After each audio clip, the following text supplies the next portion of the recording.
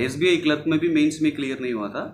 IBPS में मेरे को क्लियर हो गया और एसएससी सीजीएल में भी मेरा क्लियर हो गया। टैक्स असिस्टेंट मिला है सर, उसका भी वो जोनल वाइज जो है ना उसको रेफरेंस में भरा हूँ। नमस्कार साथियों, मैं एक्स सर्विसमैन सुधीर आपका अपने YouTube चैनल पर स्वागत करता हूं।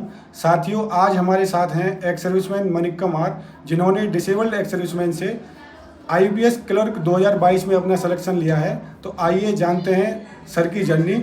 सबसे पहले स्वागत है मनिक्कम सर आपका हमारे चैनल पर। Thank you sir, thank you sir. तो सर, सबसे पहले मैं चाहूँगा कि आप हमारे दर्शकों को अपना परिचय दें। सर मेरा नाम है मानिकम आर। मैं इंडियन आर्मी में था, 17 साल करके आया था। मैं सिग्नल रेजिमेंट में था, सिग्नल रेजिमेंट में। मैं तमिलनाडु में रहने वाला हूँ सर। तो सर, आपने रिटायरमेंट के बाद में कौन कौन से एग्ज़ाम में पार्टिसिपेट किया और किस किस एग्ज़ाम में आपको सफलता मिली? सर मैं पिछले साल 2022 मई 31 को आया था। तो उसके बाद मैं आरआरबी में RRB clerk, IBPS clerk, SBI clerk and CGL, SSC CGL and food corporation of India FCI, ये 5 एग्ज़ाम मैंने अपीयर किया था सर। तो आपका सर इन 5 एग्जाम में से कौन सा एग्जाम में आपको सफलता मिली और किस एग्जाम में आपको सफलता नहीं मिली? मेरा इसमें आरआरबी क्लर्क में मेरा मेंस में क्लियर नहीं हुआ था और एसबीआई क्लर्क में भी मेंस में क्लियर नहीं हुआ था। आईबीपीएस में मेरे को क्लियर हो गया और एसएससी सीजीएल में भी मेरा क्लियर हो गया। टैक्स असिस्टेंट मिला है सर, उसका भी वो जोनल वाइज जो है ना उसको रेफरेंस में भरा हूँ और एफसीआई में मेरा वेटिंग लिस्ट में हूँ सर, 7 नंबर पे।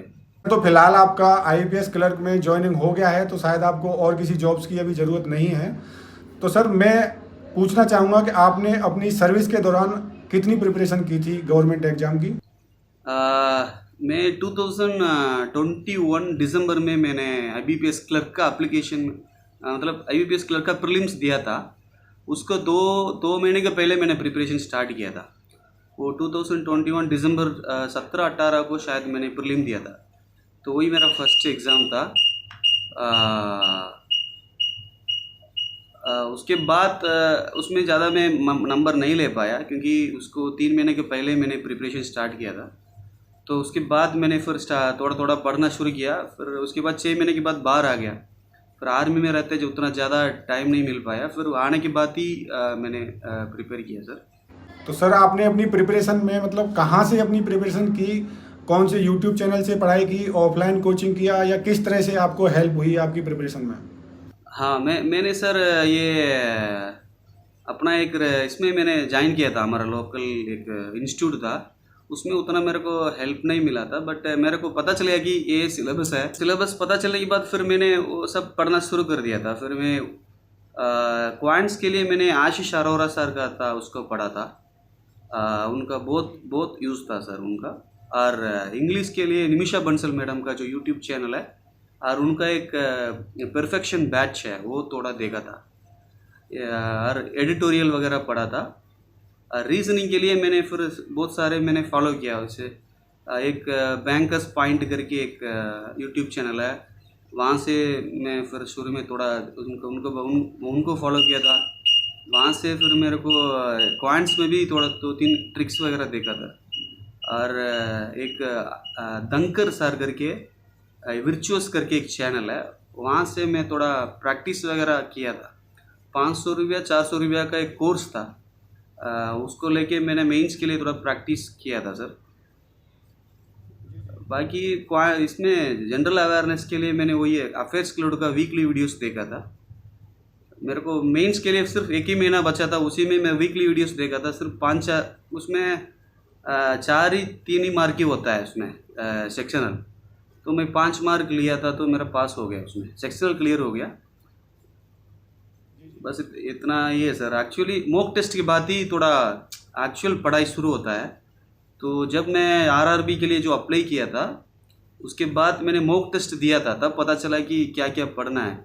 उसके पहले अनवांटेड में पढ़ता रहा था। तो उसके बाद ही एक्चुअल क्या पढ़ना चाहिए, क्या क्या छोड़ना चाहिए, तो वो मॉक टेस्ट में बहुत ज़्यादा बेनिफिट मिलता है। सर जी, आपके कहने के हिसाब से जो अच्छे अच्छे चैनल्स हैं जहां से आपने तैयारी की वो बताए, काफ़ी इंपॉर्टेंट ये है कि मैक्सिमम से मैक्सिमम मॉक टेस्ट लगाए जाएं बैंकिंग में सिलेक्शन लेने बिल्कुल के सर, लिए। बिल्कुल सर।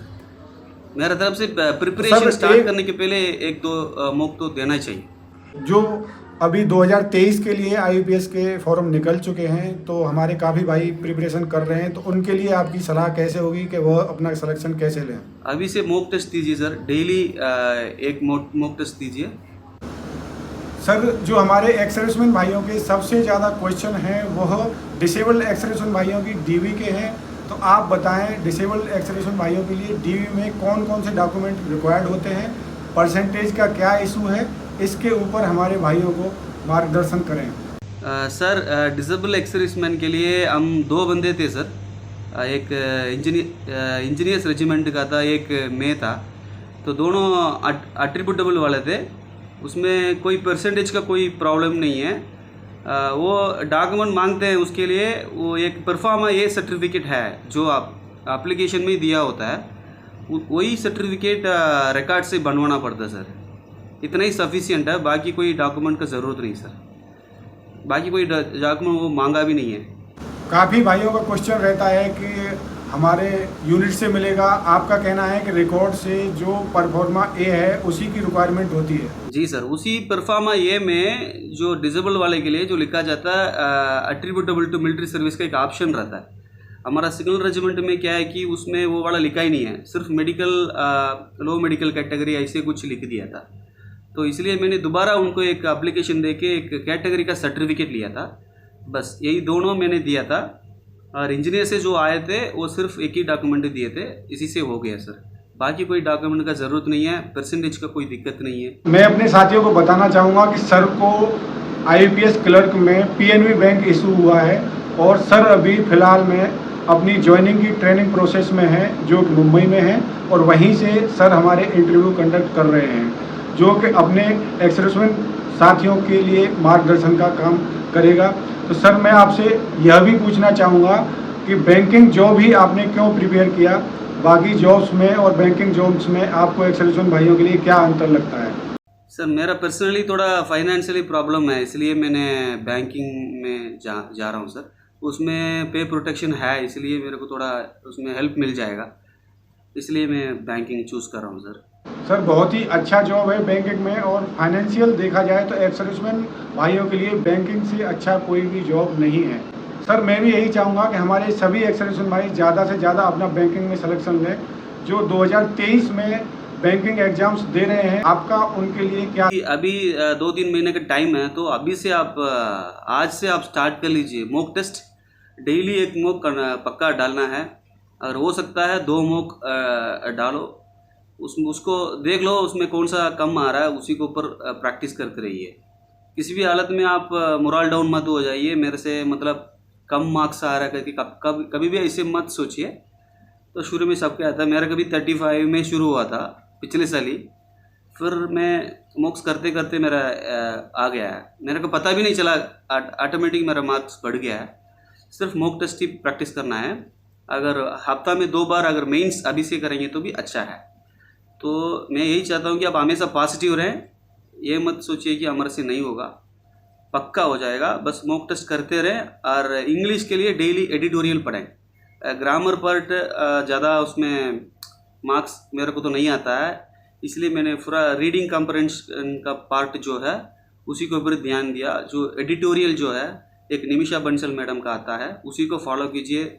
उसका जो वर्ड्स है उसको लिख के वो डेली पढ़िए। इंग्लिश डेली करो।